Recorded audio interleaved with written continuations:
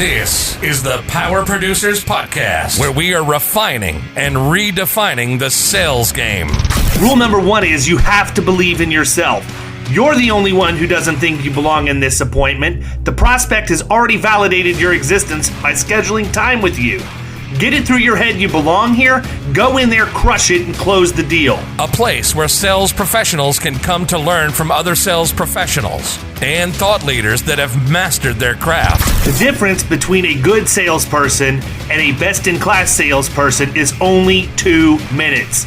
By spending an extra 2 minutes on what you might think is a mundane task in the sales game, you separate yourselves from the pack, you grow your book of business, you close more deals, and you retain your accounts. As well as their peers who are still striving for perfection to achieve their why. I have a wife and 4 kids. Failure is not an option. Real sales professionals, real stories, real results. Are you ready to feel the power? Hey, everybody. Welcome to the Power Producers Podcast, where we are refining and redefining the sales game. I'm your host, David Carothers, and the beard, Kyle Houck, is out today. He is actually doing exactly what he should be doing, at least from the perspective of his boss, and he is in a new business meeting. So I trust that will go well, and it will earn some revenue for both of us. But really didn't have much room for him today because we have a huge guest, somebody that is big enough to take up 2 spots. It's Mr. Brian Will, and he is the author of the book, The Dropout Multi-Millionaire, 37 Lessons, How to Succeed with No Money, No Education, and No Clue. Brian, welcome to Power Producers. Thanks, David. Appreciate it. My pleasure. So, great book title. I love so many things I can ask out of that. My first question is always going to go to the odd number. Where did the 37 come from? I mean, did you just stop at 37? Like for me, it would probably be like 370. Well, when we wrote the book, and this gets into how you write books, I put down all these ideas on chapters and thoughts I wanted to get across, and then I wrote the book, and then I went back and started reading it, and I thought, wait a minute, there are specific business lessons in here. So we started calling them out throughout the chapters, and when we got done, there were 37. So no magic number. That's just where we got to. It's interesting, and you've written more than one book at this point, correct? Yeah, the first book I wrote about a year earlier, and it's called 57 Life Lessons on raising yourself from a life of despair to a multimillionaire. Interesting. Having written one book myself and in the process of the second one, it's kind of interesting. I woke up this morning, and so my book, for the people who listen already know, I'm sure it's extra 2 minutes. But I'm working on another one called the Dirty 130. That's 130 days, which is 6 months of working days of a challenge. And if you create those habits that you do to get through the challenge, it's going to change the trajectory of your career. Well, my first book was about how you go the extra 2 minutes. Spend 2 minutes doing virtually anything in your sales career is going to put you at a completely different level than your competition because you're going to wow your audience. And as I'm thinking about it, I'm like, probably should have written the Dirty 130 first because that would have taught these people how to get in front of the people to deliver the extra 2 minutes. So it's fun. I've got a lot of college professors and undergrad or high school teachers that probably are blown away that I wrote anything at all. Let alone a book that has done fairly well for itself. And it's a never-ending learning process, man. You write one. I'd love to know how many people have written one book and stopped. Well, what's even more interesting is how many people wrote the book and actually wrote it themselves and didn't use a ghostwriter. It's painfully obvious if you get through mine because I self-published and there are exactly 7 errors and the editor is gone and we're bringing another one in. I know exactly where all of them are. My good friend James Jenkins was kind enough to give me a list of them after he read it. But for me, I got done with it and I'm like, man, there's so much more I could have talked about. I got to write another book. And I know that when I get done with this one, I'm going to be exactly the same. There's so many more things I can talk about. And for me, the writing part of it is actually not that bad because I blog incessantly. I'm putting out, 2-3 blog posts a week at a bare minimum on each of my, at least a couple of my sites. So that part, I don't have fear from that. It's just I get going down one road and I have to see that through to completion. And by the time I get done, I've got enough to have an entire book, and I just need to go write another one. So talk a little bit about what drove you to write this, though. We're not here to talk about my book. We're here to talk about yours, because I think that yours probably has the potential to make a lot more impact on the industry than what mine did. Well, it's interesting. The first book, I started on my 50th birthday. I was down in Key West and down there by myself and didn't have anything to do. And I'd had this Such a book great titled, place to, by the way, just let me stop you. Don't know if you did your research or not, but my number one favorite place in the entire world is Key West, Florida. yeah, for me, I found that I can only write when I'm away from home, which is, I've learned this through the writing process. And I started down there in Key West, and I literally had this book title on my computer for 5 years, and I picked it up with nothing else to do and started dictating into my iPad. And 3 days later, I'd written 25,000 words. And I thought, oh, wow, I could finish this book really quickly. Well, ended up going home, and then it sat on my computer for another 5 years. It just sat there half written. And then I went out to Park City a year and a half ago, and I was sitting out there again by myself and thought, I might as well finish this book. Well, much like you just said, I finished the book in about 3 days. And I remember finishing it, and I went to dinner, and I was sitting at dinner, and I thought to myself, I'm not done. There's another book. And so I sat at dinner, and I wrote down about 100 topics in about the next 20 minutes, went back to the condo, and wrote the first 3 chapters of the second book. So you're right, you're not done. And even now that I've got these 2 books out, I've got 2 more books in the works. So the one thing that you said that struck me, only because I've been through this process before, is that you dictated 25,000 words, man. And so my process for content creation, even with blogs, is I'd start with video. So it's still the spoken word. It's just I start with video. And then in order to write the blog post, I send that off to a transcription company and I let them transcribe my video. I can talk for 5 minutes and I've only got about 500 words. Okay. And I talk fast and a lot. So for you to have dictated 25,000 words in that time frame tells me you were spending a lot of time dictating. I literally, when I picked up that iPad and started talking, I talked for about 12 straight hours. Went to bed, got up, talked for another 10 hours, went to bed, got up, and did another 8 hours. So I had almost 40 hours in 3 days.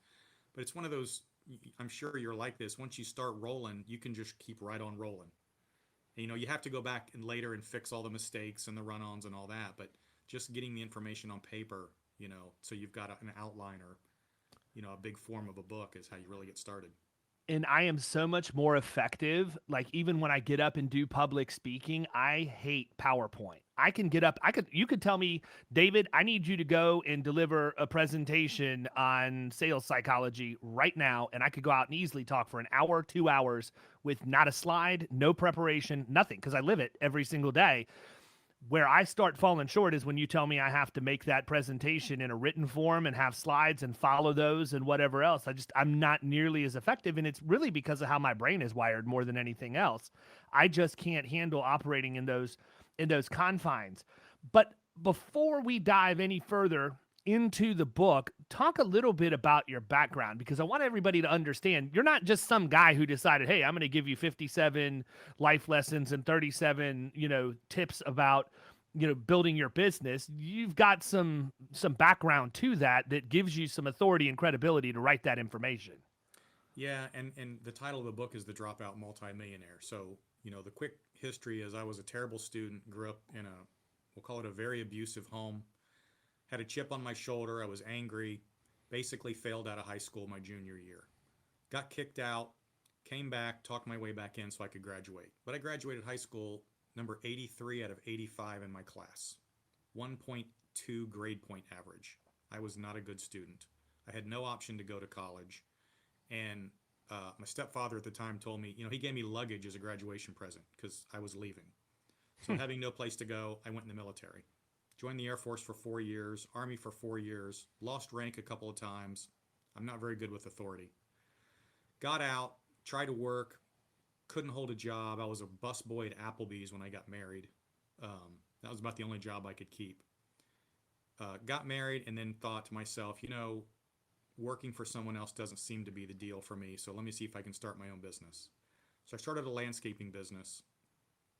Over the next 10 years, we built that up to having 7 franchises in the Atlanta area. It did really good. I got out of that, got into the insurance business, started selling insurance, health insurance actually. And I don't know if you remember this, but we were advertising on Rush Limbaugh back in the day, probably 1996, 97, to generate leads. And I was selling these things called medical savings accounts, which were the hot thing. But after about a year of this, I just couldn't figure out why people were running around face to face and door to door selling insurance. So I cut a deal with an insurance carrier, and they had said they would allow me to do things by fax. And so we were doing fax applications on health insurance, which was not allowed at the time, and built this up to be the second largest agency in the country for Assurant Health, and got acquired by a venture capital firm in Atlanta because eHealth insurance was up and coming, and they needed a virtual call center, so to speak. So I sold that company, then went out and started an online marketing company with a partner. After that, we started another online insurance company. We sold the online marketing company to a private equity firm in Chicago. 2 years later, we sold the online insurance agency to another venture capital firm out of Silicon Valley. And suddenly, the adage in this industry is if you do one, you're lucky. If you do two, you're good. And I had done 3 at that point, so I became somewhat of an industry expert in the direct-to-consumer call center space. So I started doing consulting for insurance carriers, kind of turnaround work on their call centers that weren't working. Went through Portland, went through Chicago, went through Milwaukee, went through Connecticut, spent a few years doing that.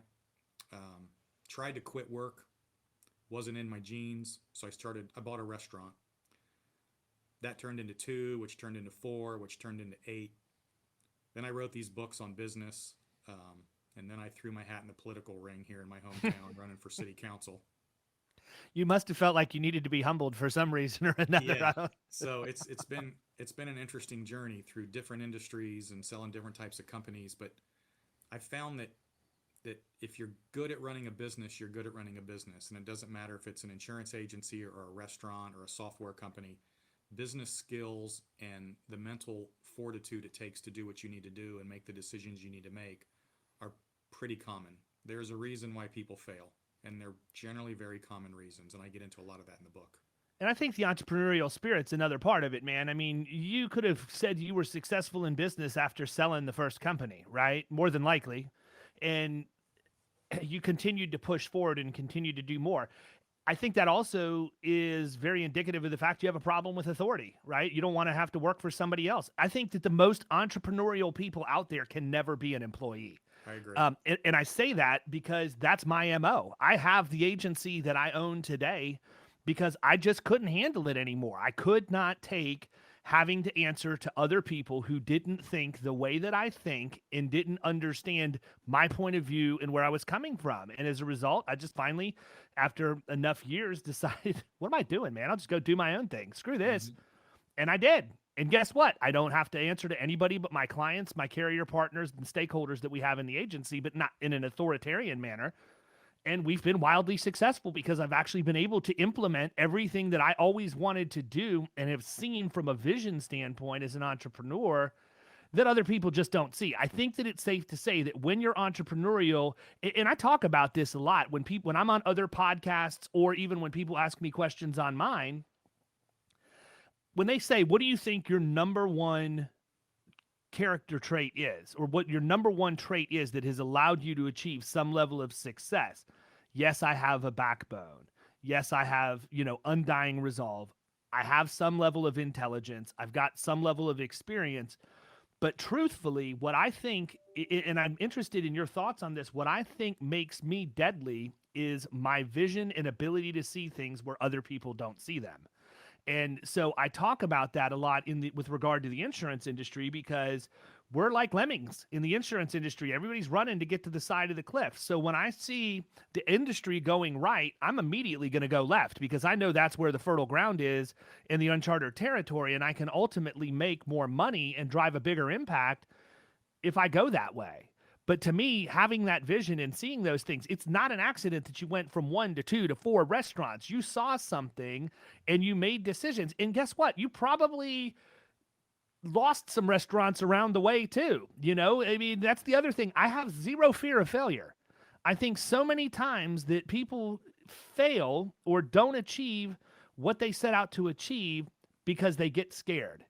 instead of just selling out to whatever the mission is, whatever the vision is. I'm one of these guys that I will sell out 110%, but I also know when it's time to cut bait. And I think that that's another calculated thing you need to understand.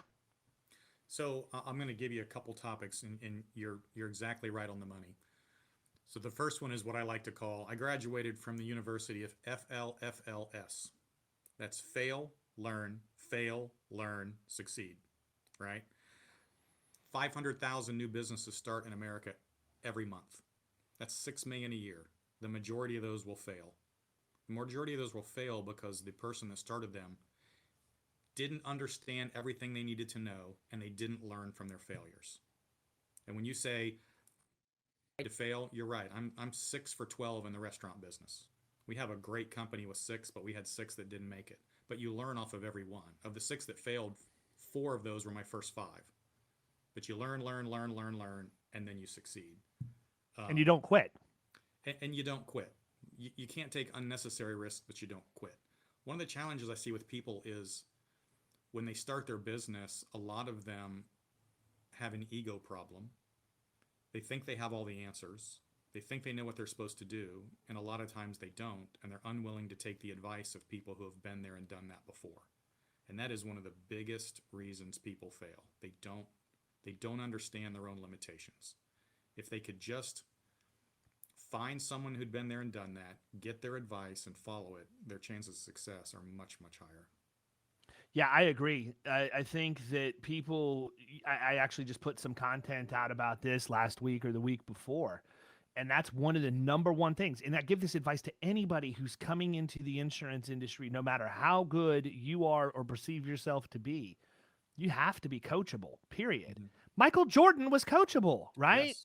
I mean, Michael Jordan was arguably, I know that there's people who want to make the argument for LeBron and Kobe and all of these other people, but I don't think that we will ever see in professional sports a greater competitor than Michael Jordan. Tom Brady is probably as close as you're going to get, in my opinion.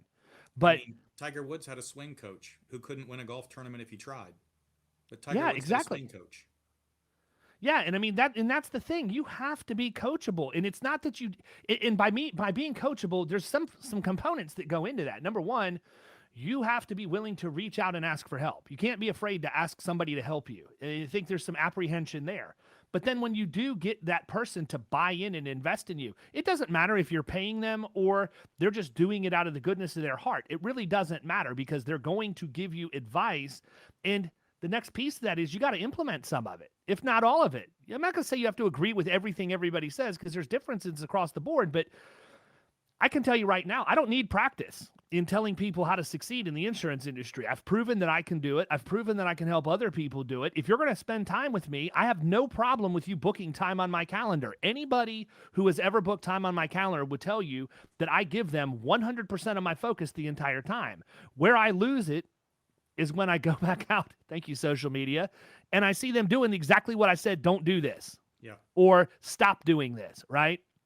That person to me is not coachable because you used the information I gave you, or you took it in, but you never implemented or executed. And that becomes frustrating for the person who's the actual coach because you have succeeded and you do know what needs to be done. It's kind of like parenting, honestly. You know, I can tell my kids, hey, you don't need to do this, this, or this, or you're going to have this, this, and this happen. Are they going to listen to me? I'm probably going to bat 500 there, right? Half the time they are, half the time they're not. Well, guess what happens when they don't? This, and this happen. And it's crazy that we can have so many examples of things like this happening in the life and in the world, and yet we continue to perpetuate just the same behaviors over and over again. We don't want to be coachable. And this is literally chapter 1 in my book. So I'm going to give you a little synopsis of chapter 1, right? So I'm sure you've met people, whether they're salespeople or business people, that they just win. They win over and over. Everything they do seems to be the right decision. And you also know people that couldn't win, you know, if they tried to buy it. Everything they do seems to fail. They can't get ahead. Nothing works, right? People that everything works, people that everything doesn't.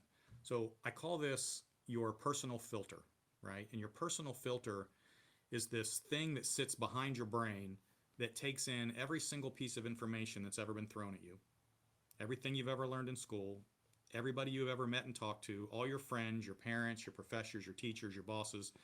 It takes all this information in, and then it creates a yes or no filter that you don't even know is working behind the scenes. And no matter what somebody tells you, it either accepts that information or it rejects it. And it does it in a split second without you even thinking about it. And the reason people succeed is because they have what I call a success filter, right? They can take information in that's good for them, reject the information that's bad. There are people with a failure filter. They reject positive information and only accept the bad. How many people have you tried to coach and they said, well, I think I'm going to do it my way? And you just say to yourself, well, I don't understand what you're saying here. You asked me for my advice. I'm successful. You're not, but you're going to do it your way. It's because their filter rejected what you told them because it doesn't understand it. And Yeah, or the other one is, yeah, that's just not going to work for me. That's not going to work here. Where I am is different. You know, last time I checked, math is math. It doesn't matter where you're at. Right. Dollars are dollars. It doesn't matter where you're at. And you're right. It's extremely frustrating. The problem with that filter is that if it's a negative filter, it doesn't even understand when to take positive information. It just doesn't know how to do it. I have someone here in Atlanta that asked me to come help them, and she's the kind of person that you're standing in a room and there's a doorway, and I tell her to go into the other room, and she'll try to walk through the wall. And I'll say, no, walk through the door. Here, watch me. I'll walk back and forth through the door. And she'll go, no, that's not the way it works. I have to do it my way. And you just sit there and look at her like, what are you talking about? I'm walking back and forth through the door. Just follow me. No, I'm going to do it my way. That doesn't work for me. And it's because of their filter. They don't know how to win. And if you don't know how to win, you need to find somebody who does and listen to them. Well, here's my question. Do you feel like they even know they have that filter? Of course not, because that filter is all subconscious. You have no idea this is going on. I tell this to people, as I'm sitting here talking to you, you're listening to what I'm saying, and you're accepting some things and you're rejecting others. And that's based on the entire history of input you've ever put in your brain. Whatever you accept will help, hopefully, and whatever you reject, you'll never think about again. And everybody does this with everything that happens to them every day. So here's a question for you, and you may have a good answer, you may not. I'm going to put you on the spot a little bit. I don't mean to. How do you translate that to somebody who's out prospecting and trying to sell in commercial middle market? Define that question a little better for me. So I've got a group of people, 10,000 plus, that are listening to this podcast right now that are out trying to sell insurance on a daily basis, and they're having to prospect and have conversations with people, and they're hearing no more than they're hearing yes.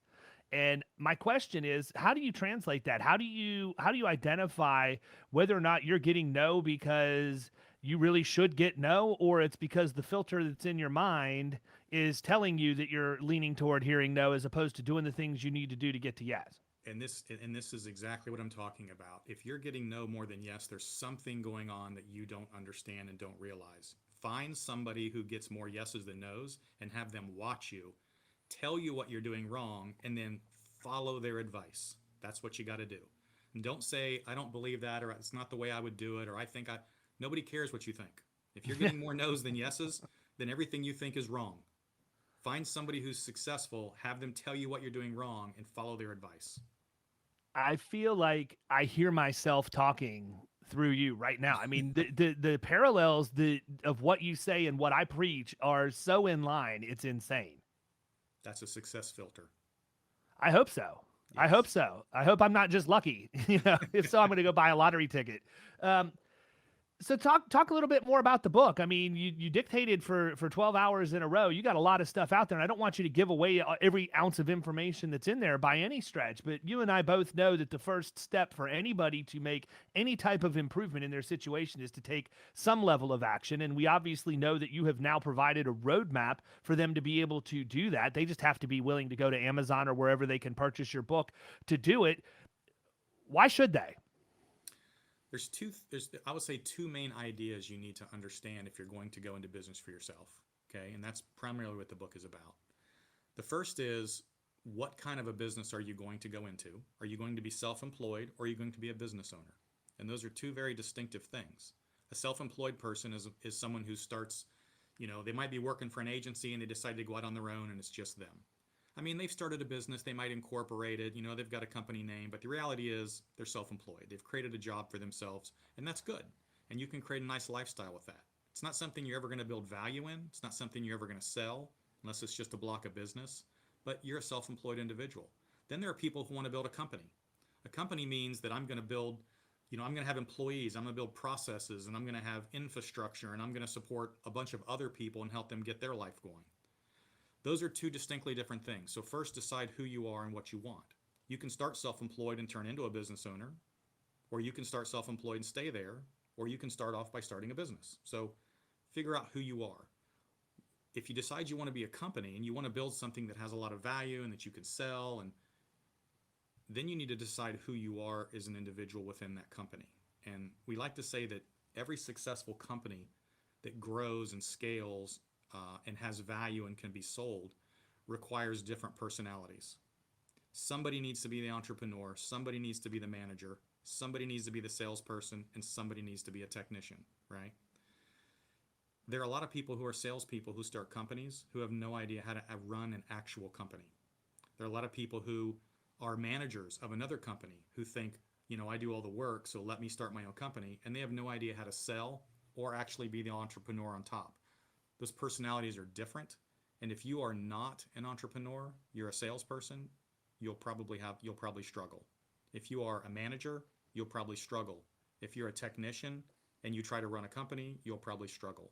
So you got to figure out who you are. What kind of business are you in? What kind of business do you want to be? Who you are within that business.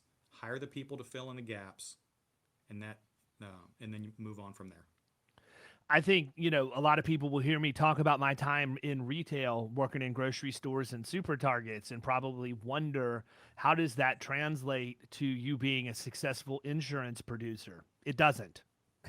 It may give me some stories. It might give me, truthfully, it'll give me some operational discussion opportunities because I have had total P&L responsibility since I was 22 years old. So I can go in and I can talk about certain operational things that are going on or whatever else based off of that. But my time in grocery and retail really didn't set me up to be a successful producer. It set me up to be a successful agency owner. Mm-hmm. And because of my ops experience, I can wear that hat when I'm working in the agency.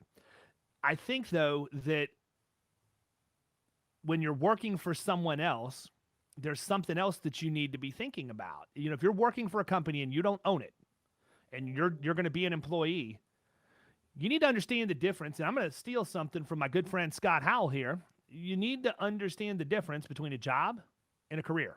Mm-hmm. Period. Right? To me, a job is I'm going to go in, I'm going to work 8 hours, and I'm going to go home, and I don't have a care in the world.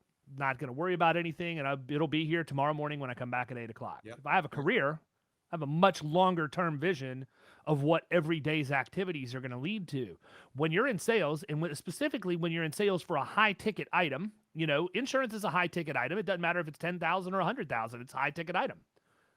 You're in a career, and every single thing you do every single day determines the ultimate outcome of your career, which is a much wider view. I feel like many times we get trapped as employees or just having a job. Well, you're exactly right. And unfortunately, people with an employee mindset are never going to succeed in their own business. It's just not going to happen. It takes a much bigger drive. I used to say I worked dark to dark 7 days a week when I was building my company. You do what it takes. And I've also always said, it's funny, for years people say, well, what do you do for fun? And I would say, business is fun. Business is my life. This is what I do. This is who I am.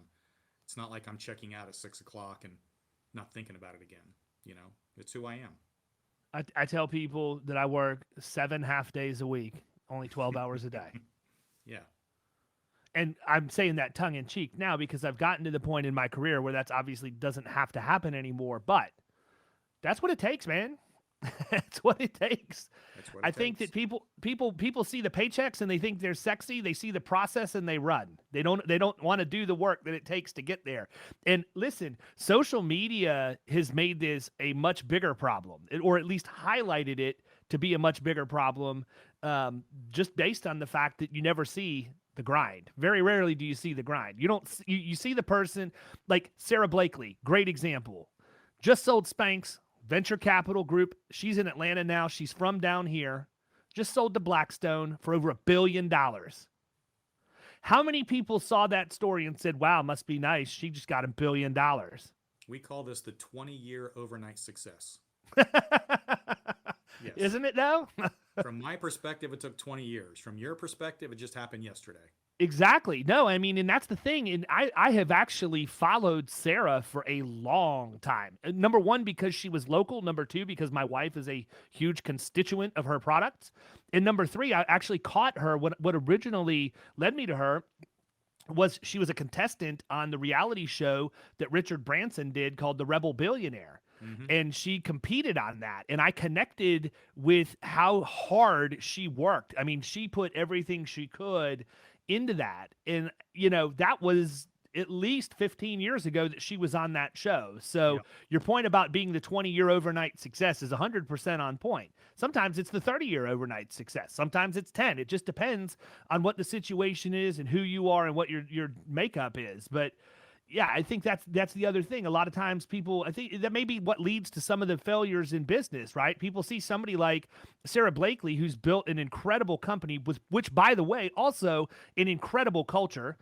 She bought 2 round-trip first-class tickets to anywhere in the world for all of her employees and gave each one of them $10,000 to spend when they went on that trip. Like, come on, people. You can't work in a better organization than that. Now, was it always that way? Absolutely not. I've seen the pictures of when she started with her house over on the other side of the bay, and she would come home and have just boxes blocking her front door. She had no fulfillment department. She had no marketing department. This lady was literally bootstrapping this thing from the ground up and will have my eternal respect. If she ever goes and does anything else, there's no doubt in my mind that Sarah Blakely is going to be successful. That's who she is. She can't be anything but. But I think there's a lot of people out there who look at that and they don't understand. You're right. It was a 20-year process to get there. Well, if that lady can do it, I can do it. I'm just going to go out and I'm going to start doing this tomorrow and think, hey, how quick is it going to be before I get that first massive check? I'm sorry. Did you want me to tell you in years or decades? I have, and it's funny, in my years in insurance, I would always have my top salespeople quit to go start their own business because they would look at what we were doing and think, oh, I can do that. That's easy. And I'd laugh every time they'd leave because I'd be like, they'll be back. Whether we take them back is another issue, but they'll be back. They have no idea what it takes to do what they think they're going to do. Absolutely. Absolutely. So talk a little bit about, how has this translated? I mean, we weren't necessarily going to go here. We're not going to camp here by any stretch, but how has this thought process translated to your current bid to be a city council member in Alpharetta? When I sold one company in 99. I sold one in 2006. I sold one in 2008. I quit working, ended up consulting for insurance carriers for a number of years. Then I got into the restaurant business, but I have always, in every business I've built a company that didn't really require me to be there. If I have a talent business, it's that I can build one that doesn't need me. Because I've always said, if somebody's going to buy your business and you're an integral part of it, then it has much, much less value, right? So my famous line in my company is I have no idea, I'm useless. Don't talk to me. Figure it out for yourself. So because of that, and because I have, a relatively a stable financial background, my restaurants don't require me to actually work in them. I have a lot of time on my hands. But when I had sold these companies years back, I was out in Park City talking to a friend of mine, and he asked me, he said, what are you going to do next? And I told him at the time, I have no idea. I've been, head down, dark to dark for 20 years. I guess I'll start another business. And he said, why? Do you need the money? And I said, no. And he said, well, Brian, then you need to figure out what you're passionate about and figure out what you're going to give back. And when you figure those two things out, the rest of your life will be happy. And I knew I was passionate about writing, so I did the book thing. But giving back, I was always interested in politics, but didn't really want to get involved at the federal level. Because I don't want to have my life destroyed for something I didn't. Yeah, I mean, do you really need to offer explanation as to why? Yeah, so I have time on my hands. I started looking into the city council level in my hometown here. It's someplace I can make a difference. I've got the time to do it. It's my opportunity to give back, so I threw my hat in the ring. And you know what? You're going to learn. You're going to probably ultimately be successful. And who knows, we may be talking to the next governor of Georgia. You never know where it's going to end, man. I mean, I don't know. That's just the way it works. You get driven. You're not going to be satisfied. Okay. You and I both know that. I mean, you may get a greater level of satisfaction by knowing you're driving an impact and helping other people than money will give you. That I would give you that. But at some point, just the way you're wired, I can tell from talking to you and being around people just like you almost every day, you're not going to be satisfied for the long term doing that. I think you're going to push yourself and do something else. Well, it's like slaying a dragon. There's a lot of adrenaline, there's a lot of excitement. You slay the dragon, and then if you're like us, you go, okay, where's the next dragon? Well, think about it. I mean, they had all those studies back in the 80s, where you had all these high-performing people at IBM that were out just crushing it in the sales game, and they all went out and retired, and then an overwhelming majority of them died within a year of leaving IBM because they didn't have anything to fulfill that need in their life. I don't plan on working until I'm 100. I plan on retiring. I'm going to use the quotes when I'm 50 in 2 years. I want, and when I say that, I want people to understand, am I going to sell my agency? No, probably not in 2 years. I know what my number is. If I get there in 2 years, I will, but I'm not saying I'm going to retire from everything. I'm just saying I want to know that if I wanted to quit work today, I don't ever have to work again. I will continue to work, but you operate with a different level of clarity. I have to believe truthfully, Brian, I could probably stop working today, but that being said, so I can tell you just how my own mind is wired. I can see that I have made decisions differently, knowing that's the case. I'm not worried about where payroll's coming from next week. I'm not worried about whether or not the carrier check's going to get deposited, before I have to pay the rent or any of that other stuff. I can sit back without any stress, whatsoever, unless it's self-imposed, and I can look at things much more objectively because I've worked hard to get to the position where, as you said, I'm pretty much irrelevant too, man. Anybody asks me a question about the operations end of the agency, other than what's on the P&L, I'm going to point them to whoever in the agency, does that. Exactly. I don't need to know every nuance of how every single person's job's done. And to show you, from a transformation standpoint, back in my days in the grocery industry, they wanted to give me a store a year and a half before I actually took the store. And the reason why that happened is because I did want to understand what everybody did. If they were going to hold me responsible for financial performance of the entire organization, I was in my early 20s and inherited essentially a $16 million a year business that I was completely responsible for. If I don't understand how to fry the donuts and how to make the conversions of the bread into croutons and repackage them and price them and date them correctly in the bakery, or how to take the rotisserie chicken and turn it into chicken salad or put it on the steam table as another dish the other day, and understand where the profit is made or lost in each one of those operating units inside of a store, I couldn't take responsibility for the whole thing because I wouldn't be able to lead and help that person understand where to troubleshoot in their own operation. Now, I didn't have to go in and actually physically do that stuff for long periods of time, but I did. I worked in every single job in that store before I allowed them to give me the promotion. And I don't want that to sound pompous. It was more out of fear that I was going to fail when I got there if I didn't understand how everything worked. At this season in my life, having been through several opportunities that have turned out well and having several that didn't turn out well, I've been molded into somebody who realizes I don't have to know every single detail. I just need to know that I've got the person who does know those details in the boat rowing the same direction as everybody else. I to your point earlier, I tried to retire. Couldn't do it. I would walk into a store or a restaurant or business, and all of a sudden I'm looking around going, I could do this. Should I buy this or should I just build it? Which would drive me crazy sometimes, because then I would say, no, you're retired. You don't need to do this anymore. But I was literally sitting in a bar one day with some of my ex-employees having some drinks, and somebody said it was for sale, and I said, you know what, screw it, let's just buy it. So we bought it, and now we have 8, and that's just kind of the way it goes.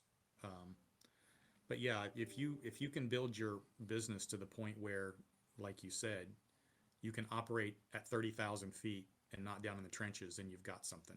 I call it, in the restaurant business, we call the difference between managing a store and managing a company. It's the difference between managing, the sales process or managing the agency. You have to understand the P&L level in order for you to operate the business. That's what you need to know. And to me, truthfully, that's not that difficult. I realize there's a lot that goes, what's that? For you. Right. And that's what I'm saying. So people that are wired like us, for me, it's, number one, very non-emotional decisions, because the numbers always tell the story. And I don't I'm different than a lot of my peers because I don't ever look at anything in terms of dollars. I look at everything as a percent to total revenue, right?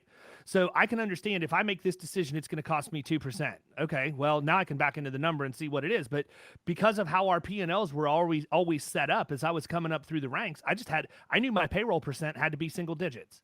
I knew my sales per man hour had to be a certain number of things. And in the agency world, I don't think that we always break down our P&Ls and understand what the tolerances, the different tolerance levels are for the different expense centers or revenue centers, does that matter, for the agency. So for me to make business decisions, as long as I have good reporting and the data that's been put in is correct, boom. Just like split second. It doesn't take long at all to figure out, oh yeah, you need to do this here, cut this, add that, whatever else. You know, it's interesting in all the consulting I did, and I did this in every company we went into, I would switch them from what we called top-down management to bottom-up, right? There's a macro P&L, and then there's a micro P&L. And the micro P&L is every single salesperson in the organization.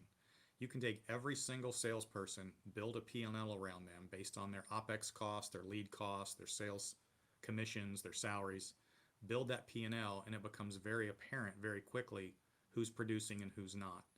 And I can tell you every agency we went into, I would probably fire the bottom 25 to 35% of their sales force. And they had no idea. They kept thinking more sales is more revenue is more profit, and it's not. More sales is not more profit. Every agent is a profit center, every single one. And you have to. And every single one of those accounts is a profit center too. Every account's a profit center. Every lead source is a profit center. You have to break this down so many ways to determine what works and what doesn't. And most agency or big agency owners just have never done that before. They keep looking at it from top down and then can't figure out why. You know, It's funny that you say that, man, because and for everybody who's listening to this, I didn't know Brian at all until we had just a quick conversation for about 30, 45 minutes the other day to talk about what we were going to talk about today, and then we brought him on the podcast. So he knows nothing really about me unless he's gone out and done research on the internet. And truthfully, I haven't done any more because I felt like we hit it off and we could just figure out everything else we wanted to talk about when we came on to record. But I do this, and I didn't do it intentionally necessarily. You know, I didn't go read your book that said, hey, you should do it this way. I just did it this way because this is what made sense to me. So it's one of the reasons why I have all of my producers do a business plan, right? I want them to do a business plan because I want them to run their book of business as if it's their own individual company. It's going to show me how entrepreneurial they are, how cost conscious they are. But the most important thing, and if you're an agency owner and you're listening to this, you need to write this down right now. It's not about what amount of revenue any producer is going to do. It's how they're going to do it. How are they going to get there? How much is it going to cost? How much time is going to be invested? What are those daily behaviors they're going to have to execute to 100% perfection every single day to get to that number? And so many times we just want to know, hey man, what are your numbers going to be for the year? And then we put that as a placeholder in the budget. And when they don't hit the number, we don't have anything to go back and hold them accountable to or measure because we didn't get them to give us their plan and agree to it on the front end. Whereas if they've done that, and my belief is, I don't care about the revenue. I do care about the revenue, but on a day-to-day basis, I am not going to go into somebody who's got a business plan that says, I'm going to write $2.5 million of premium for your agency this year, and every day ask them, where's the $2.5 million? What I do want to know is, how many cold calls are you going to make? How many marketing drops are you going to make? How much follow-up do you have? How much retention do you have in your book? Now we can start getting into these things, but it's the behaviors that ultimately determine whether or not they hit their revenue goal. And if you don't define the behaviors and hold them accountable to the behaviors, you're never going to get to the revenue number. And the mistake that so many people make is they want to hold somebody accountable to their end of the year revenue without ever looking at what they're doing every day to get there. That's a fact. That's the difference between an agency that's wildly profitable and one who can't figure out why they can't make money. Agreed. What else can we talk about, man? We got 15 minutes left. Well, the floor is yours. Floor is mine. Gosh, that's a good question. So what would you say the biggest thing that you've learned? Like, what's just the biggest, most ridiculous mistake that you've made? And if it's going to give away the book, then tell me that, and I don't want you to tell me. Well, I would say it's 1,000 mistakes. The biggest one, however, is letting your ego get in the way of your ultimate success. Again, this is a repetitive topic here, but if your business isn't where it needs to be, there's a reason, and the reason is you. And if you don't understand that, then you're not going to be able to move forward. And the way to move forward is to find somebody who can help you figure out what you're doing wrong, what's wrong in your sales process, what's wrong in your agency, what's wrong with your agents, what's wrong, and you got to find somebody who's been there, done that, and then listen to what they tell you. I will tell you another thing, and I said this recently somewhere: quit chasing the advice of billionaires. And it's kind of a flippant comment, but I see too many people that are going out and talking. They want to go see. And let's use Sarah as an example. I watched a group of folks that wanted to start a business go out and do a seminar with Sarah Blakely. Unfortunately, at this point in Sarah's life, she's a billionaire and she's making decisions with thousands of people on a mega scale. You should probably find somebody that's a little closer to your level, that's in the trenches doing what you're doing and successful at it. They've probably got better advice for you. So find somebody. And not that her advice is bad. It's just different. It's from It's a just completely different perspective that you're not looking through her lens right now. Right. Like Elon Musk can't help me right now. He's worried about changing the world, right? Jeff Bezos can't help me. He's trying to go to space. Find somebody who's running a $50 million agency that's willing to help you and take their advice, because they're in the trenches with you right now and can help you make those decisions. Stop chasing the advice of billionaires. Find someone who's at your level or above the level where you want to be. Successfully listen to them. Yeah, truthfully, figure out the realistic level where you want to be. I think is what it boils down to. If you say, you know what, I really want to, I want to have a net worth of 10 million or more, find that guy or that lady. Find the person who's got that. I can't help you be a billionaire, but I can help you build an agency that you can sell for 50 or 60 million dollars, because I've done that. Yeah, agreed.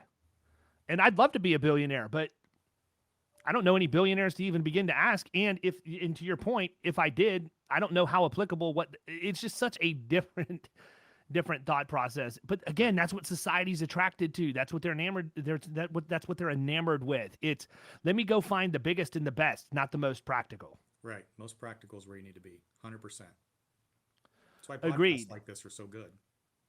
Absolutely. Well, I appreciate that. So listen, I don't want to flounder around and think of anything, just try and come up with stuff to talk about. I would ask you this though, and then we're going to wrap up. And I want you to tell people when you're done answering this question, tell them where they can find your books, because I know that we're going to sell some, and then I'm going to make a special announcement that you don't even know is coming.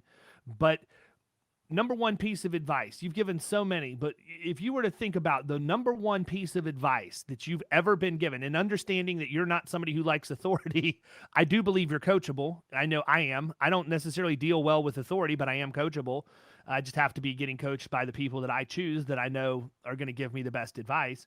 What do you think the best piece of advice is you've ever gotten? If you are not where you want to be eventually in life, then you are not making the right decisions, and you need to find somebody that can help you do that. I'd say something similar, but different, and tell people, if you're not succeeding to the level you want, go stand in front of a mirror, and every reason why is staring back at you. Your ego is the problem. I love to say this. You know the difference between you and Elon Musk? You know the difference between you and Jeff Bezos, or you and Bill Gates, or you and Warren Buffett? What's the only difference between you and all these people? It's the way you think. It's nothing more than the way you think. You need to learn to think correctly to get where you want to go in life. And if you can't do that on your own, find somebody who can help you. So let me ask you, where do they find your book? I'm assuming Amazon and the usual places, but is there... Yep. Amazon, Kobo, I think are the two big ones, but Amazon's the big one. Yeah. Cool deal. So listen, people, I really like what Brian has to say. I can't wait to read both of his books, and I want you to do that too. So I am going to go to Amazon as soon as we get off of this podcast, and I'm going to buy a dozen copies of Brian's book that he has, the most recent one, The Dropout Multi-Millionaire. And I want you to send me an email telling me why I should send you one for free. What did you learn from this podcast that makes you want to get his book? And I'll send it to you. I'm going to give 12 of them away at no cost whatsoever to you. I'll cover shipping and everything else. Just send me an email. Tell me why it should be you. That's incredible, David. Thank you. Brian, I appreciate you coming on, man. It has been great talking to you. When you're down in Clearwater or when I'm up in your area, I'm definitely going to reach out. I would love to go visit one of your establishments, just spend some time listening to you and learning from you. And, I hope you would do the same when you come down here because you've got a place not that far from me.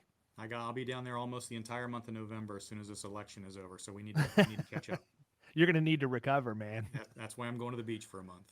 I hear you. Well, listen, I wish you nothing but continued success. I really appreciate you taking time out of your schedule to come share with our audience. This has been an episode just absolutely packed with great information.